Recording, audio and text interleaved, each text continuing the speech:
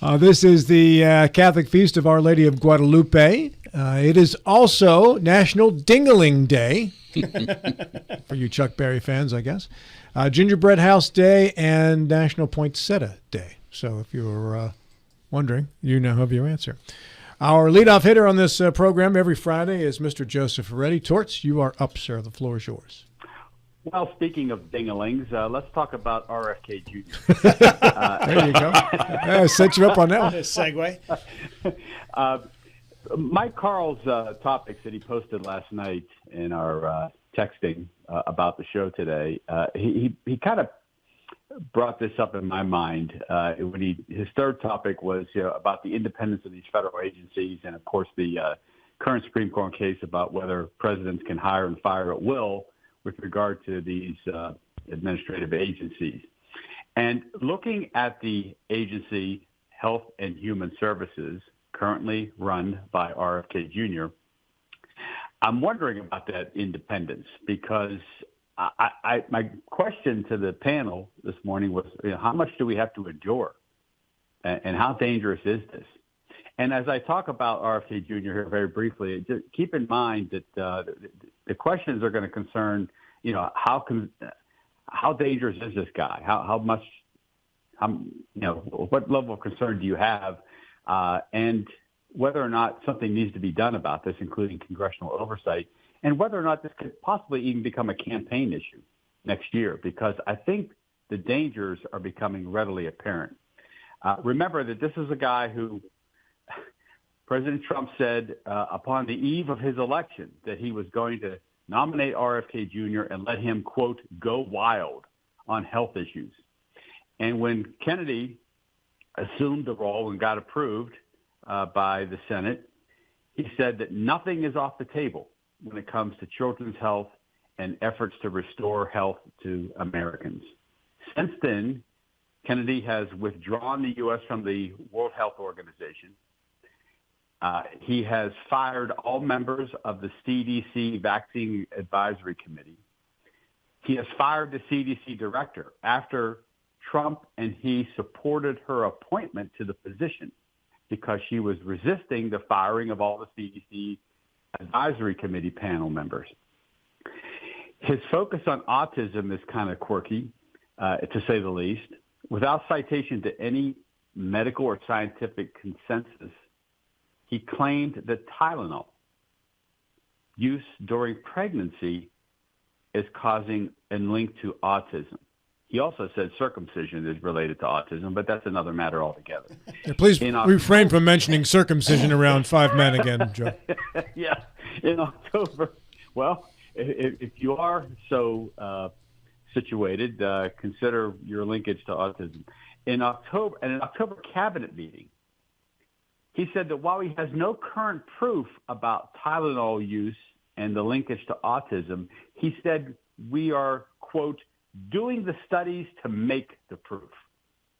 Then he pivoted to a TikTok video in a cabinet meeting. He talked about a TikTok video of a pregnant lady who was gobbling down Tylenol, and he was pointing out the risks of doing that. He has also claimed that autism is linked to many of the other childhood vaccines, and he currently has the CDC reviewing these vaccine schedules that we have been operating under for decades. He has alleged that HIV originated from a vaccine program, again, without any proof. He, of course, has attacked the COVID-19 shots, and the CDC has now changed its guidance regarding pregnant women or healthy children, whether or not they should be vaccinated for COVID-19. Again, a change that is not supported by any studies.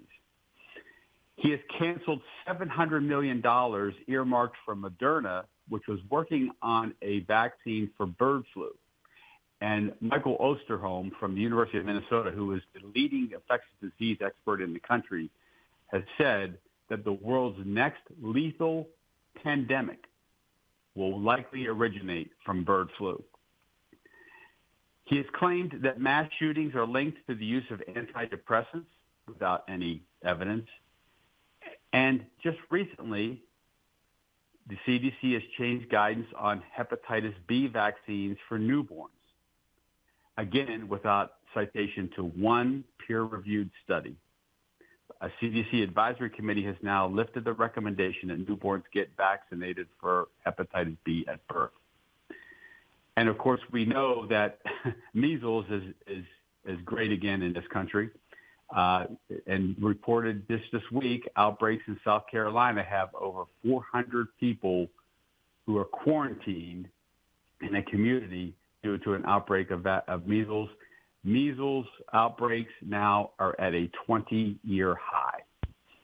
So, given the damage that we are seeing done by RFK Jr., given the fact that he has changed guidance, has changed personnel, and is affecting the health of Americans across this country without the benefit of new studies, new scientific evidence to do so, what is your level of concern?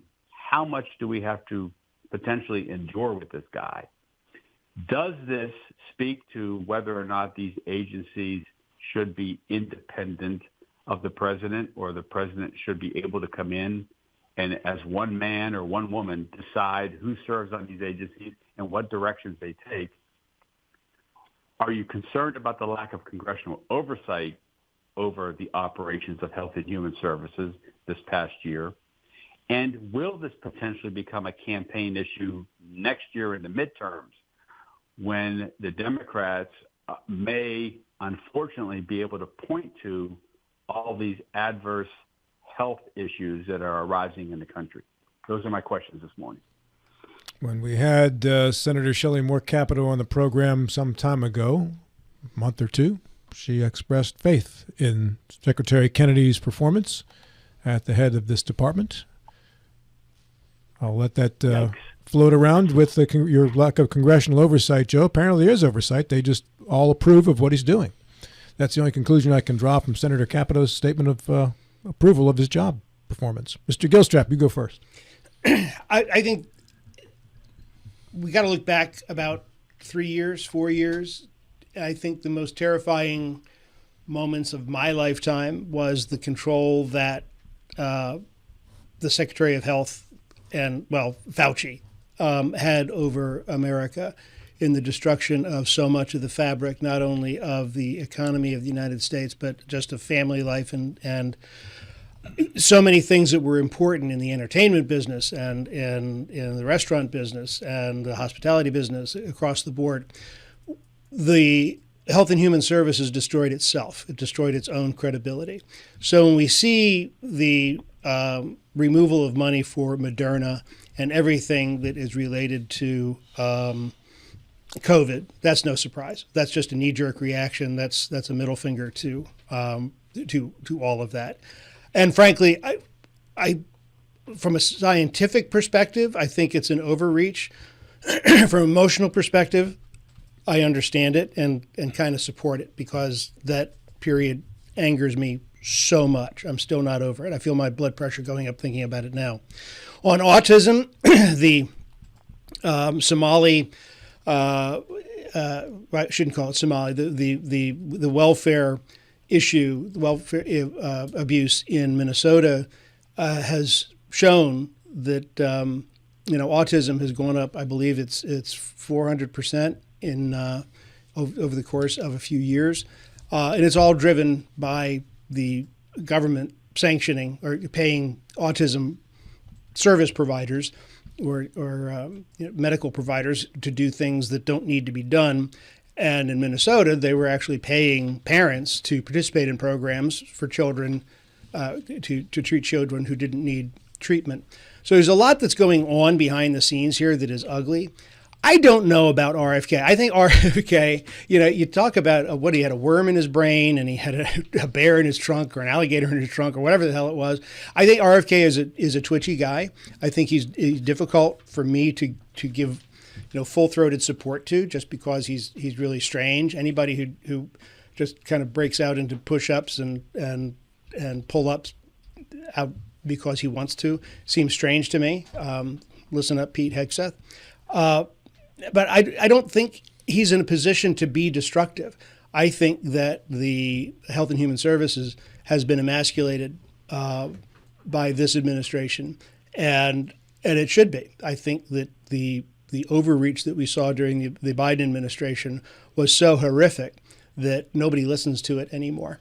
And I don't think he's not preventing people from getting vaccination. He's not preventing people from getting treatment. He's just rolling back what the recommendations are. And I don't get the quirky stuff, Tylenol and all that. I don't understand it. I think it is strange, but I don't think it's harmful. Bill Stubblefield. Thanks, John. Okay. How quickly we forget about the environment we're in with the Fauci years, where we're seeing these gurneys in the hospitals stacked 4, 5, 6 deep, where they were running out of cold storage for body bags, how we did not have a good grasp how to control this. We were in the midst of a crisis, and sure, it's awful easy to go back and challenge some of the stuff we've done now that we're outside of the crisis. But let's not forget the framework that caused us to get into the crisis. Now what I'm seeing is we're not in the crisis, yet some of the decisions that are being made are going to put us in much more difficult shape to fare in future crises. Last night, for example, or yesterday, CDC said they're going to put a black box labeling on all the COVID vaccination. Admittedly, and I think we probably all know some folks that have had a negative reaction to COVID. I have a very close friend who had a negative reaction to COVID vaccination. But what's the other side of the coin, more than 20 million people worldwide were saved by very reputable statistics analysis. Over 20 million people were saved from the COVID vaccination. The other thing that I think you asked, or Joe asked, are we going to be able to, what's our sense of it? I think we're going to have a long-term repercussion from this. One of the first things that the RFK Jr. and his colleagues did was to cut the basic funding out of NIH. This is the money, this is the research that we build upon for the vaccinations of the future. That was the research in NIH that the COVID vaccination were able to prepare very quickly during the height of the COVID pandemic. This was the research that we were used to get the next generation of any bird flu, any other contagious disease. And you're not going to resurrect, you're not going to recover this basic research overnight. I don't think there's any way in the world that I can justify what RFK Jr. is doing to our public health and the image of our public health, which has served this country quite admirably for several years. Mr. Carl. Well, first of all, I agree with virtually everything that Mr. Gilstrap said about this issue. And my whole approach to these questions and this type of thing is how the system works. And this is showing that the system responds to problems that emerge, some of them politically directed, but some of them just the essence of humanity and natural factors. But that's the ultimate point from a policy point of view, is that they are being responded to, and if they're creating problems or not addressing problems, they can be adjusted because of the system. So the political system, the constitutional system that we have is reflected by these significant changes in policy. But if any of them are going the wrong way, it'll be fixed because of the constitutional system. And let me just state for those of you on the TV end of things, Mr. Carl and Mr. Gilstrap are very earth-tony today with the brown and the green. So you guys are kind of coordinated We call each other in the morning. with your Yeah. opinions and your garb. Very well Talking about what, John? Mr. Schultz. Yeah, look at the black and gray and blue there. As I listen to this, it strikes me that for me, this is a multiple choice question. Is he crazy? Is he stupid? Or is he both stupid and crazy? As the time goes on, I'm believing that C is the proper answer. This person has zero training in health. Zero. He has a bunch of afflictions himself that are kind of hard to describe, as John referred to. There's a whole lifetime of this. I don't hate him. I kind of feel sorry for him, but I'm not feeling sorry for anybody who had anything to do with putting him in charge of this nation's health. He is not qualified to run Health and Human Services. I mean, I don't think you need to have a doctor every single time to run those agencies, but you need to have somebody who at least doesn't fly off into some weird universe that nobody's ever heard of before. He's a conspiracy theorist. He is this whole thing about Tylenol and autism is crazy. It's insane. And so, okay, if a woman who's pregnant has a headache, maybe she'll take some other medication. I am all but positive that that is not going to have any effect whatsoever on the autism rate. And of course, some things about the increase in the rate of autism are reflected by more developed means of deciding whether a person has it, of diagnosing it. And so it doesn't necessarily mean that it's going up. On the other hand, measles, all the other hepatitis, all the other things that they're trying to kill the vaccines for, you don't need to have advanced science to find out whether somebody's got measles. After they get it, it's pretty clear right on their face what it is. And so they're attacking at every level fundamental stuff, and they're doing it with somebody who, like I said, has absolutely no skills and abilities in this particular area. I leave it for the judgment of others to think whether Mr. Kennedy has any skills or abilities in any area, but he does not have a medical degree. He does not have anything except conspiracy theories about the American medical system. So I think he is a disaster. There's lots of disasters in the Trump cabinet, no question there. He may be leading the charge as the most disastrous cabinet member for the Trump administration. We're in trouble the longer he serves. Back to you, Joe.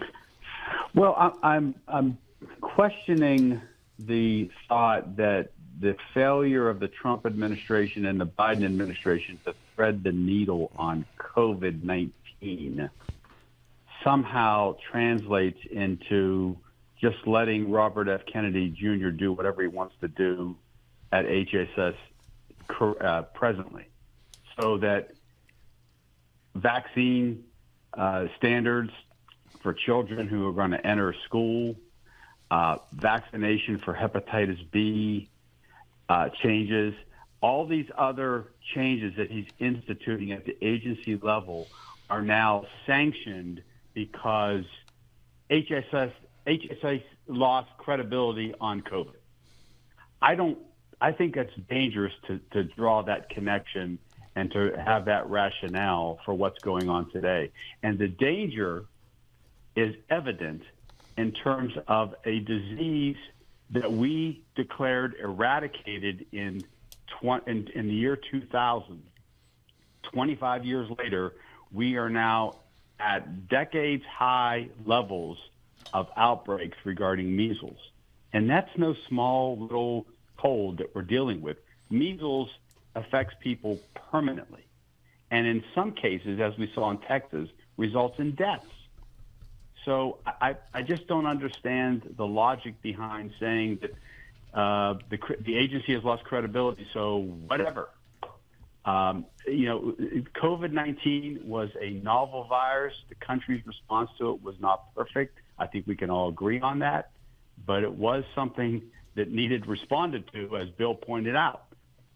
But to say that, we can just cast that all aside and let HHS do whatever it wants to do because of a loss of credibility, I think is a dangerous path to be on. John, that sounds like it's kind of aimed at you. So if you have 30, 45 seconds, you want to respond, go ahead before the break. When an agency lies and the administration lies using the agency as cover, as the Biden administration did, everything from masks to the necessity of if you got the vax, then you could stop wearing masks, and then no, you couldn't do that. The vax doesn't really stop the spread of the disease. There was so much confusion, keeping schools closed for a year longer than they needed to.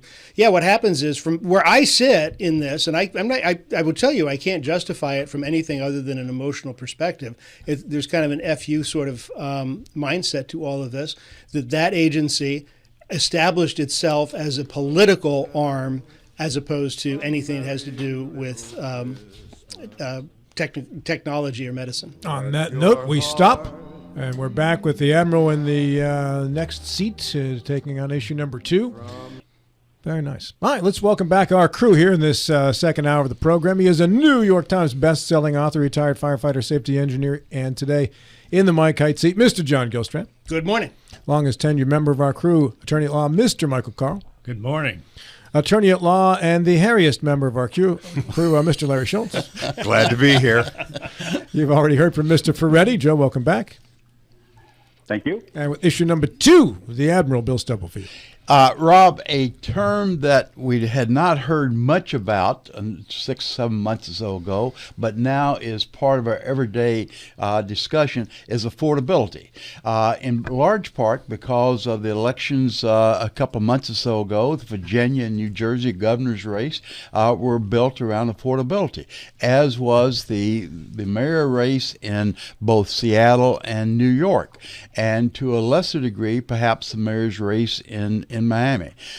This has become what many people feel that will be the cornerstone, the keystone of the off-year elections, the 2026 elections. President Trump is aware of affordability, and he's been kind of giving mixed signals. At one time, he said it's something they have to address. The next minute, he says it is a hoax promoted by the Democrats. He said his policies are crushing inflation. He gave a talk this past week in Pennsylvania addressing affordability that actually kind of wandered down several paths, including immigration. But he said the prices are going down across the country. Are they? And that's some of the questions. Are they going down? It's kind of a mixed bag. The consumer confidence has dropped nearly 7 points in the last month alone. The gross national product is up about over 3%. Some estimates around 3.6%. Annual inflation is up somewhere in the 4 to 5%. Beef is up 15%. Sugar and processed foods up over 7%. Car maintenance 8%. Home insurance, 8%. Electricity, 6%. Health insurance, that's before the new premiums kick in, is up over 4%. Now, on the flip side, and rent's up about 4%. On the flip side, eggs are down nearly over 1%, but that's in part because the bird flu spiked the price of eggs a few months or so ago, so they're very high. Since then, the bird flu is no longer a problem, so the eggs have come down. Gasoline's come down 0.4%. Women's apparel and computers come down.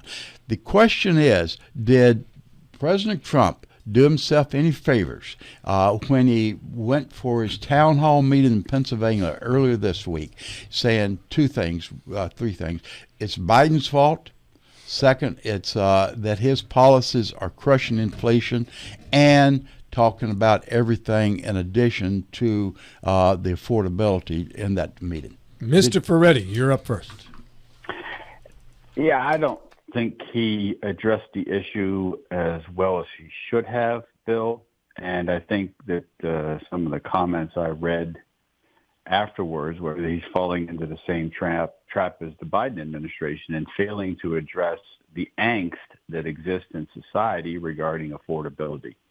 And a couple pieces of anecdotal evidence that I thought about, Bill, as I was contemplating your topic here. Just to see the ravages of inflation, in $100 today in your pocket has the same purchasing power as $12.50 had in 1970. That was striking when I read that stat. The other thing is anecdotal, but also it's personal to me. When I graduated from college and was getting ready to start law school in 1984, I worked a summer job in a steel mill outside of Pittsburgh, and I earned hourly $22 to $23 an hour, and this was in 1984. If you go to Procter & Gamble down the road there in Berkeley County now, you are going to see similar hourly wages today, almost 40 years later. Oh, well, actually 40 years later. So you could argue that wages have not kept up with inflation. And when you look at these statistics, real wages, which is what are people earning today adjusted for inflation, if you look back over the last 10, 15 years, in some of those years, it's negative, meaning that people's purchasing power is falling behind relative to the cost of goods and services. That, I think, is in part why people have angst about affordability and why they think they're not getting ahead. Purchasing power in this country peaked 45 years ago. It has steadily eroded. Some years it's gone up, some years it's turned negative, but it has steadily eroded since in that 45-year period. So that's one of the reasons why I think a lot of people are concerned. And then we also have the problem about the concentration of wealth and purchasing power in the higher echelons of society, so which is a whole other matter. But bottom line here is the president and his tariff policy, which has increased the cost of goods, that pretty much has been proven. I think that is the wrong tack to take, and I think that's why people are concerned about it and concerned that the president is not paying attention to it, which he really failed to do in that talk in Pennsylvania. Mr. Carl. Well, I think you have to go back to basics. The free enterprise system that I believe in, has the ultimate influence, but it can be skewed by mistakes at all levels, but most importantly, by federal government mistakes.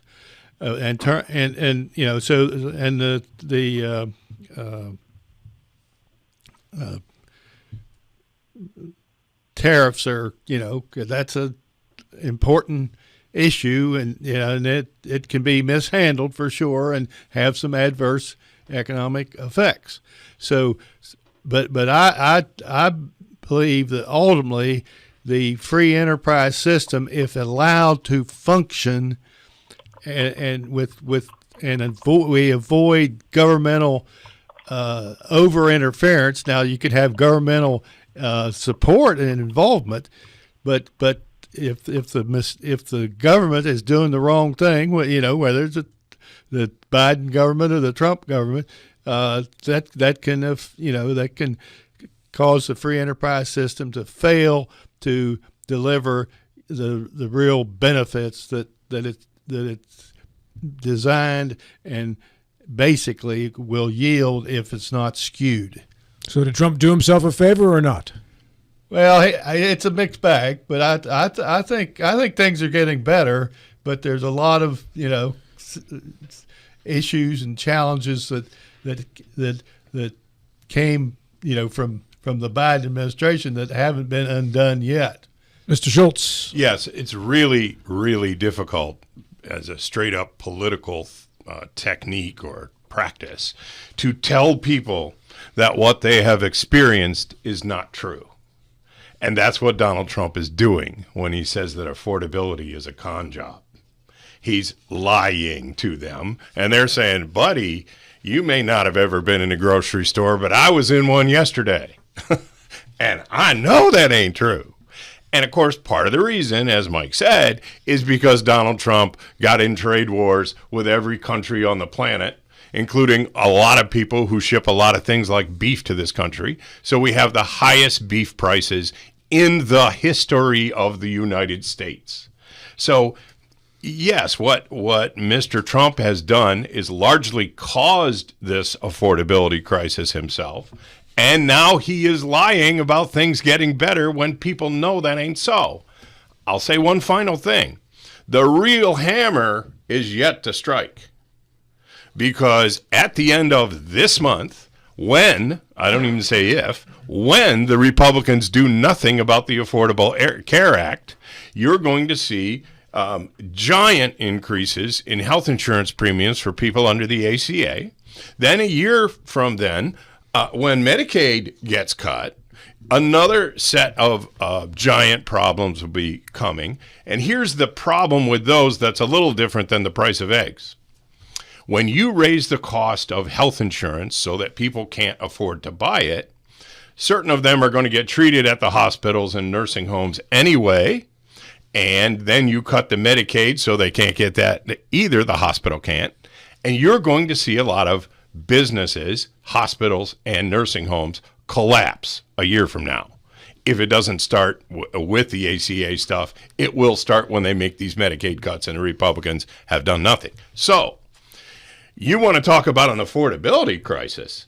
Imagine if what you're trying to afford is not ribeye steaks versus hamburger, but what you're trying to afford is, can I afford to help my mother stay alive or not?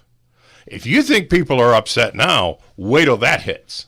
And their answer is, no, I can't afford this. We can't do it. We're going to have to care for it at home, which means one of the two of us in our family is going to have to quit their job. Now it doesn't matter what the price of beef is because you're never going to be able to afford to buy any. Mr. Gilstrap.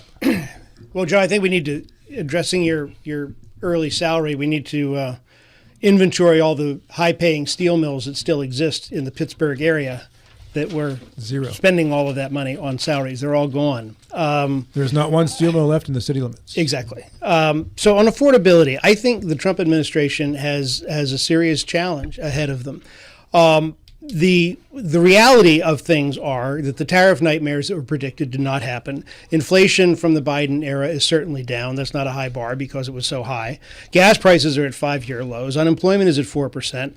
The big, beautiful bill benefits, we got to come up with a better name for that, haven't hit yet. So we haven't yet seen it hasn't hit the stream yet that Social Security is not taxed, that tips are not taxed, that the depreciation is accelerated for manufacturing equipment, which will save industries a lot of money. There's a lot of really good things that will help the economy that will hit with the benefits of the big, beautiful bill. Problem is they don't start until January 1st at the beginning of an election year. Is it going to work? Is it going to be felt by the time November comes around? I don't know. The problem that the Republicans face right now, and Larry, you kind of touched on it, sort of, and that is you can't tell the people that it's not our problem. The drumbeat that the ACA, the Republicans did not raise anything. What the Republicans did was allow Obama's original plan to happen, and that was to have this giant increase in the rates happen at the end of 2025. That was the Democrat plan that no Republican voted for. So it's a Democrat bomb. That's the reality. Nobody cares. that doesn't affect anybody's wallet. The Republicans have to come up with some alternative plan and put that out as a way to counter the bomb that was set by the Democratic Party. From a political perspective, it was brilliant. I don't know that they saw that they were rolling the dice that it was going to harm the Republican Party as opposed to the Democratic Party. Certainly, they didn't care about the people. So, did Trump make a mistake? No. I think Trump. In fact, Wall Street Journal had an article that there was a team meeting where they told Trump he's got to start messaging on affordability and start talking about the good things that his administration is doing, as opposed to being scattershot and talking about Biden all the time. Mr. Stubblefield, did you get any answers? Yes, I did. There's a range of answers, and I appreciate that. I think something that kind of alluded to by both Larry and John is the timing of all this. And the big, beautiful bill, parts of it's going to come in 1 January. The premiums will kick in earlier than some of the benefits down the line. So I think the Republicans do have a challenge now of trying to orchestrate not only the message, but orchestrate the timing of these things when things kick in. With issue number 3 in the Mike Height chair, Mr. John Gilstrap. Yeah, I want to shift to kind of a lighter thing, I think, and that is about the media in general. We were talking yesterday here, I don't know if it was on the air or off the air here in the studio, when we were all growing up, we're all of a certain age and the same sleeve of age, if you drove across country, you would go from, certainly on the AM side of the radio station, you would go from local station to local station to local station. You have different perspectives on everything. I remember when my son went to space camp in Huntsville, Alabama, we drove to pick him up. And I remember listening to obituaries on the air, which are kind of interesting. I used to do those myself. Did you really? Yeah, 30 years ago. And you would hear different news sources, and the delivery of news had whatever spin was important to the local community. So if you're in Ottumwa, Iowa, I presume there would be a very Midwest spin to what's important in the news as opposed to a New York station or California station or a Northern Virginia station. Now, with the death of so many local media stations or the amalgamation of them, so that as you cross from place to place, you're always going to get you get Sean Hannity at whatever time he comes on from state to state. And what we've lost, and the death of local newspapers as well, they've all gone away. So my question to the panel is, with the death of local reporting, and I mean local reporting, this, I think WRNR is a gift to, I mean, it's kind of a dinosaur, but I think it's special because this is mostly local, that what we do here, but it's unique to the area. My question to the panel is, what the death of local media, what is the impact of that, do you think, on the body politic? And I'll go out there just first and think, I think that has made people a lot angrier because they don't hear the different opinions that they used to hear. All right, about a minute apiece for your responses on these. Joe, you go first on the phone. Well, John, I agree with your basic premise. I think it's a dangerous and unfortunate development. Broadcasting now is basically run by 3 organizations, Gray Television, Sinclair, and Nexstar Broadcasting Corporations, and it has nationalized all the issues. Just look at our panel discussion. Oftentimes we gravitate towards the national issues and don't discuss the local issues. The local newspaper does not have the reporters now out in the field gathering information or reporting on it. They used to report on the courts all the time. There's no such reporting these days. And the courts is, that's as local as it gets in terms of your local government operations. So it's unfortunate, but it's the direction things are going. Ads are up, local reporting is down, and I think we're going to suffer all from it. And you're right, the anger comes from the nationalization of the news. Mr. Schultz. Yes, I tend to agree that this is a big problem. I cannot imagine how that would get solved because it is being driven by these corporate conglomerates wanting more profits. And so long as they can continue to go out and buy local radio stations and convert them to basically a tape player or a device that just plays something that was made up in New York or Los Angeles or Chicago or some other big city, especially in rural areas, country areas, there is not going to be very much local sorts of reporting. So we will have a lot of talk in Iowa about healthcare prices, very little talk about the local soybean farmers who are getting beat like circus ponies because of the tariffs. We're not going to hear very much about that. Occasionally, they'll say, "Well, look at this, look at this subsidy that the Trump administration is giving to the local farmers." And when you sit down and pencil whip it, it ain't even close to what those farmers have lost. Soybean farm bankruptcies are way up, and this is not going to get better soon.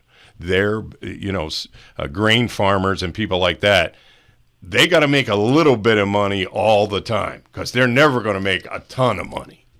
And they're not making a little bit of money now. They're losing money. So all of that is going to get ignored, and I do think it's a bad thing. Mr. Stubblefield. Yeah, as we talk about the news media, let's not forget the impact back in the 50s, 60s, and early 70s of the magazines, the national magazines, Saturday Evening Post, Red Book, Life. This is where a lot of folks got their view of what was happening outside of their county limit. And plus the 3 networks at night, that the 30-minute clip. So that was all important.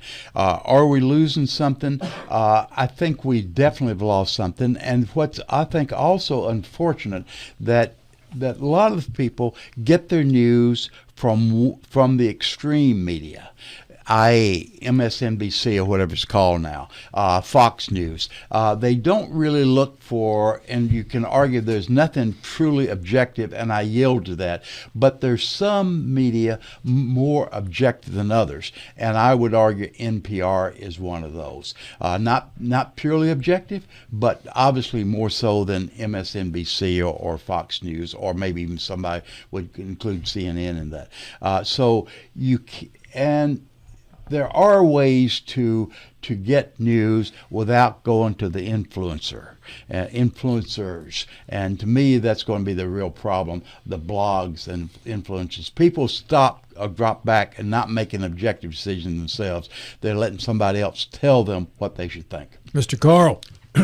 Well, I think technology has been the reason why this has happened. The growing of communications technology and so forth, and I agree it's a problem. Although that technology grew mostly through the free enterprise system, but the state level, local level interest and perspectives are being put down and overlooked because of it. And that actually attacks our governmental system ultimately, and so I think it's a serious problem. And like a lot of things, I don't have a solid answer. Sorry. Yeah, to differentiate, there's a difference between syndicating a show across country as opposed to one place owning all the stations that carry that show. Those are 2 different animals, and I think John's point is to focus on the fact that people are buying up stations across the country to put that show on, as opposed to each town having its own individual program or choose to select a show to run. Mm-hmm. John, final minute is yours. I just think, excuse me, I think it's the loss of voices, and I think, Bill, you brought up a good point about the magazines. And it's true, as a writer of fiction, those magazines were a great outlet for short stories. They were always there. There were always new voices to be heard, whether they're reporters or editorial voices. And it could be about fashion. It could be about a new grain, a new whatever. But as we limit the number of voices, and it's almost like a genetic engineering of thought that's going on that I find really troubling. I don't know that there's a solution to it, but I hope somebody finds one. We definitely don't limit the number of voices on Fridays. There are 5 of them every single Friday And no two agree. that waltz into this place or call in one way or the other. We welcome back Joe Ferretti via telephone. Joseph? Great to be back. The enthusiasm just comes right through the phone, doesn't it? Just jumps right through. Mr. John Gilstrap. Great to be back. Mr. Michael Carl. Good to be here. Let's see who can do the most underwhelming welcome back, Bill. I can't do it. I cannot compete with Joe and John. It's good to be here, Rob. And with issue number 4, Mr. Lawrence Schultz. Yes. I have a 14th Amendment question. What portion of all persons born or naturalized in the United States and subject to the jurisdiction thereof are citizens of the United States and of the state wherein they reside, which is the actual language of the 14th Amendment to the United States Constitution, is unclear. Pending now is a case before the Supreme Court, I believe, in which they're attempting to undo an attempt by Mr. Trump to override this language and do away with birthright citizenship.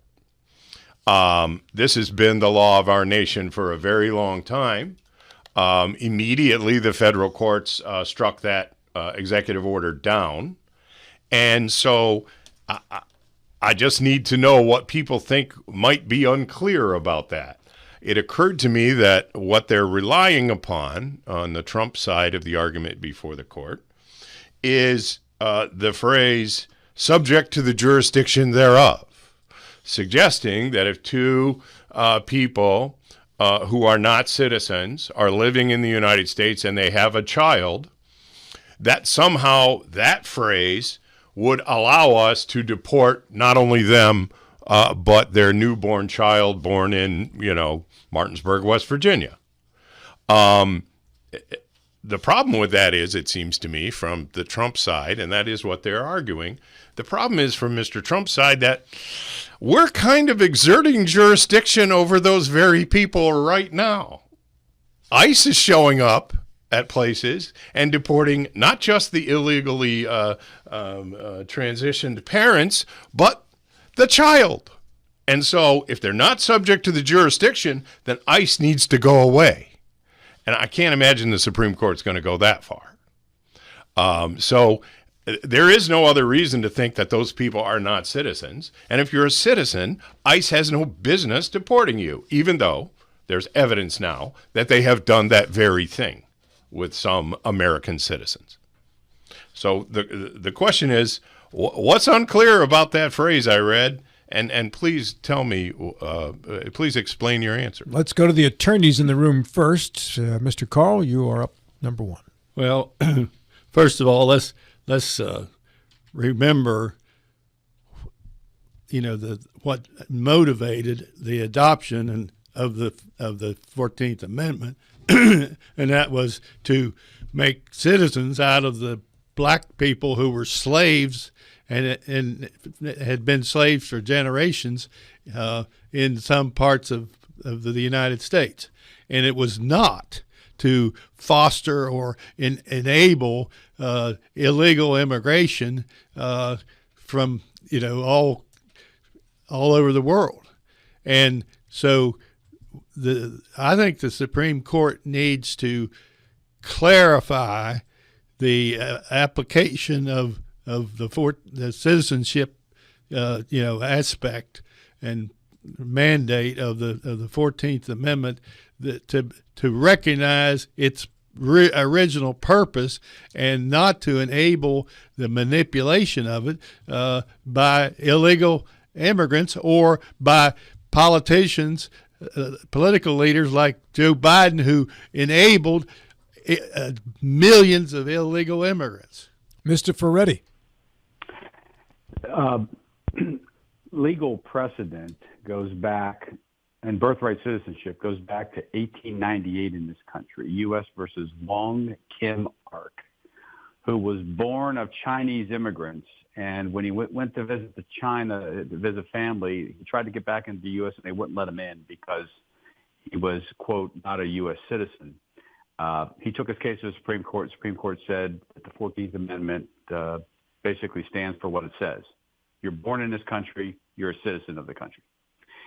And that's been tried and tested throughout the courts and throughout the Supreme Court precedent ever since 1898. Now, legal precedent is important for two reasons. One, relying on precedent gives you predictability in the law. We can conduct our affairs based upon tried and true legal principles that have been held in place for hundreds of years. The second reason that legal precedent is important is the practical aspect of life, which is if you're conducting your affairs based upon how the law is and has been followed for decades, if not centuries, then it becomes really difficult to change that law at some point. We have 150,000 babies born in this country annually with illegal immigrants. It's estimated that 15 million people currently have their U.S. citizenship based upon birthright citizenship under the 14th Amendment. So how, as a practical matter, are we going to deal with that number of people if the law suddenly changes?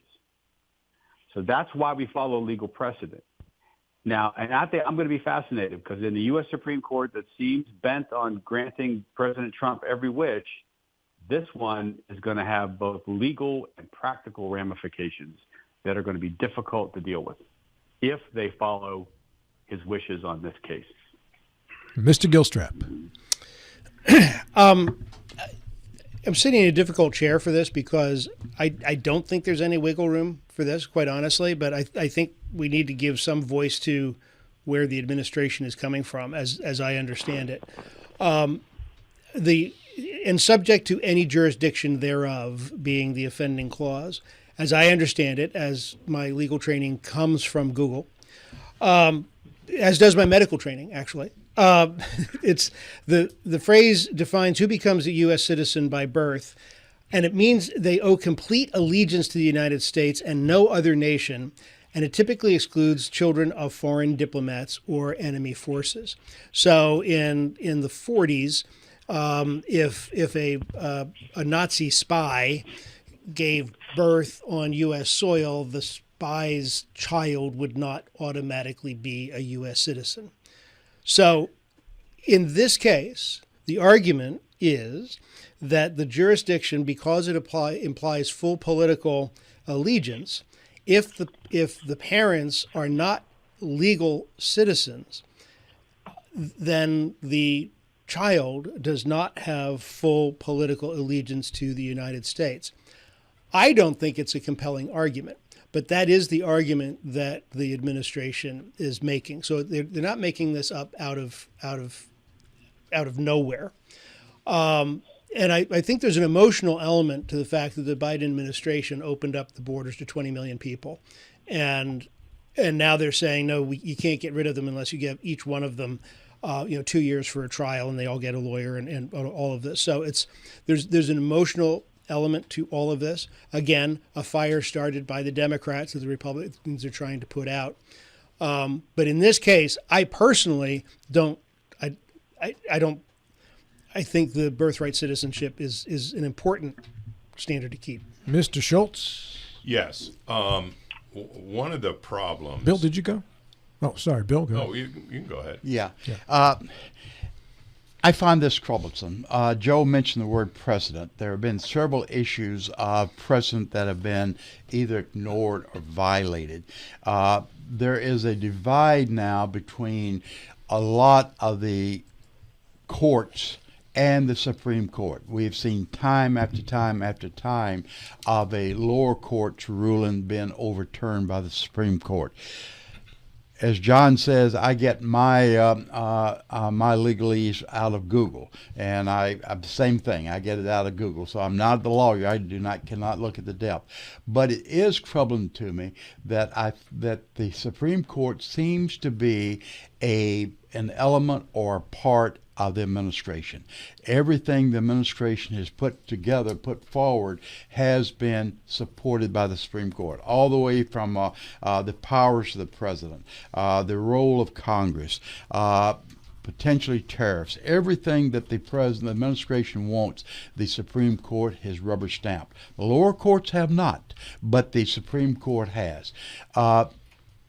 We used to say the Warren Court were an activist court. I don't know if they were activists or not, but certainly this court is an activist court. Now back to you, Larry. Yes.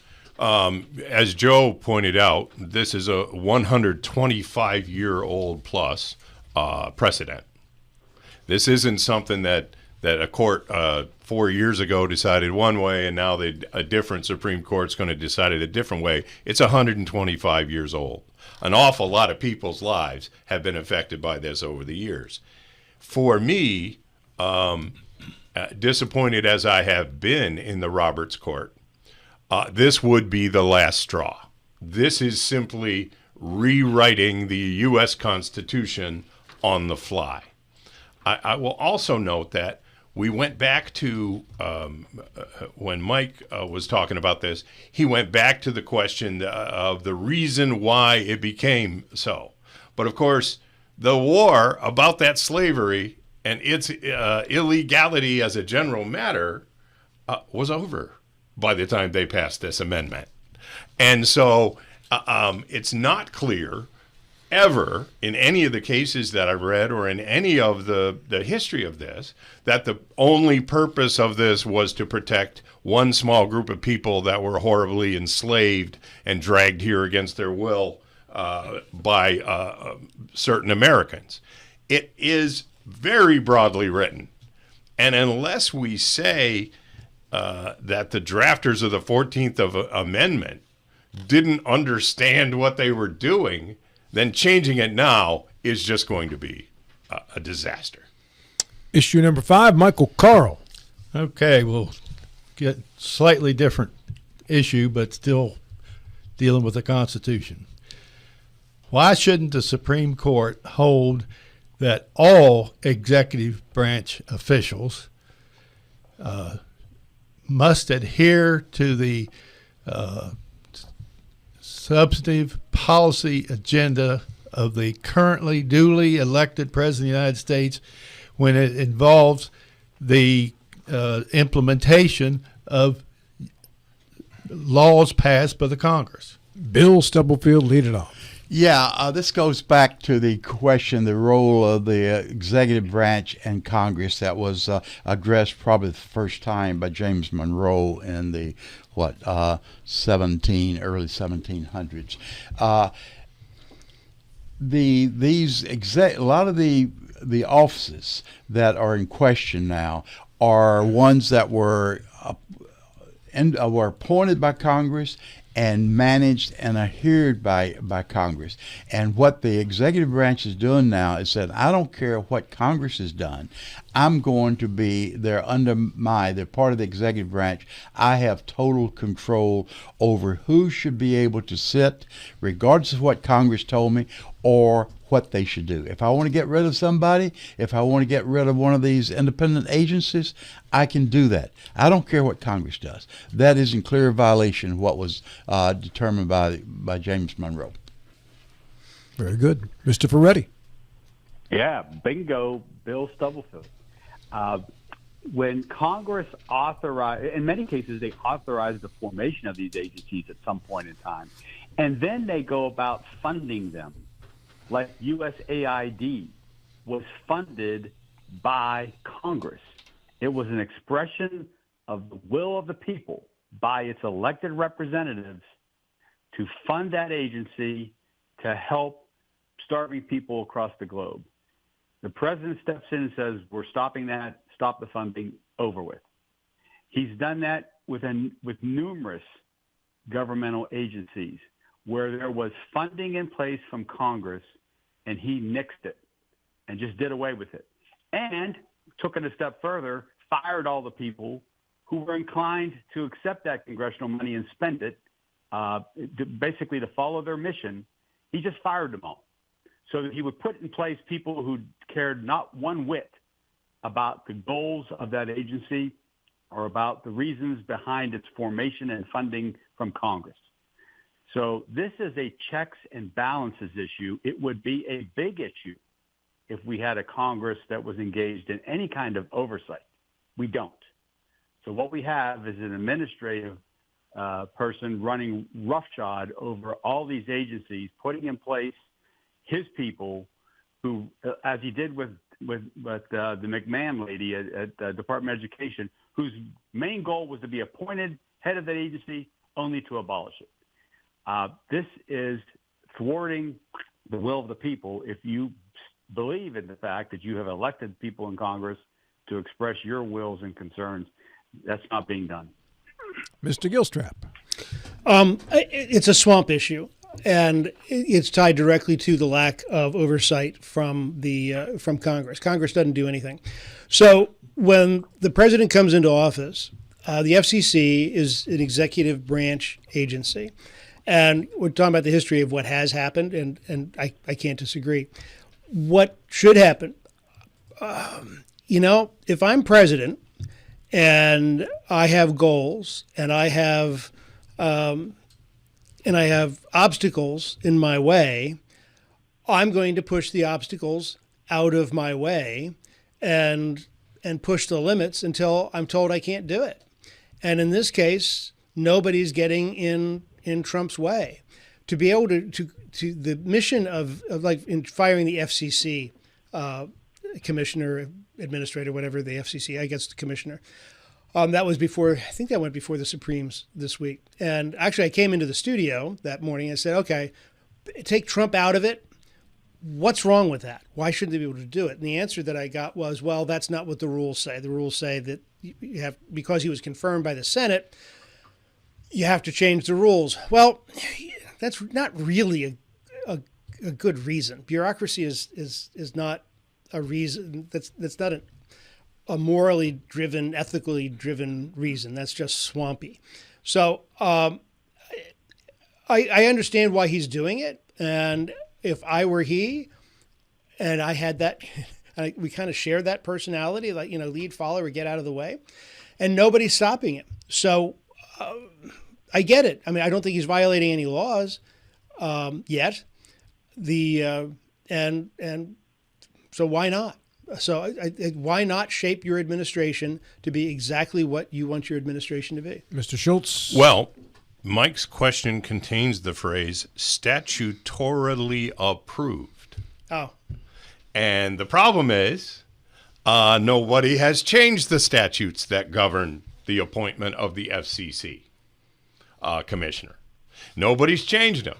And so now what you're saying is, even if it's not statutorily approved, go ahead, Mr. President, play the dictator today and go ahead and dismiss the guy.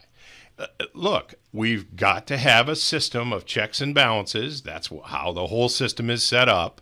If one branch of government is living in utter fear and cowardice, like our Senate and House seem to be, then whatever the statute was that was passed that's in existence today, meaning that the FCC is chosen, the commissioner is chosen in a certain way, and you don't get to do it, then that's the statutorily approved way. And for the president to do something that is not in line with that statute is a breach of the system of checks and balances. It's true that our Congress has largely, since the election of Donald Trump to his second term, acted in an utterly cowardly way. But that does not mean that what was passed by previous Congresses is no longer statutorily approved. And the fact that they're so cowardly in the House and Senate that they're refusing to enforce the laws that were already on the books means you need to get the courts involved. If they display a similar cowardice, then we don't have a system of checks and balances. But let's not forget that during the Bush administration, W's administration, the AUMF, authorized use of military force, went right through without Congress intervening. The DACA Obama didn't have the power to do that, but he did it anyway. Obama forgiving the student loans, which he was specifically told he couldn't do, and he did it anyway. This has been the growth of the imperial presidency has been on the run for a long time, and somebody's got to. I was going to say a word I shouldn't. Somebody has to slap Congress and say, "Hey, dudes and ladies, do your job." You know, the presidency, in my view, the president should be signing papers. He's an administrator, and Congress does the hard work. Somehow that switched. You said slap Congress. That very well may happen in 26. That's a No, job. because then just it's another group that are going to spend all their time trying to impeach. They're not going to do anything. Hopefully not. Slapping the Congress is the job of the United States Supreme Court. Well, They're the number one slappers in our system, and they need to tell them you didn't do your job. Final word goes to Mike Carl.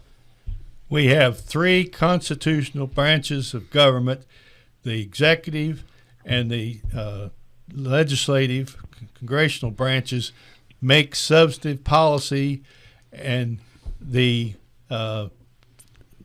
attempt by other executive branch officers to do something that's inconsistent with the policies, substantive policies, needs to be changed, and that's the function of the third branch of government, the Supreme Court, which ought to require all executive branch officers to follow the president. And on that note, we wrap it up for final thoughts. 8 seconds apiece out of the break.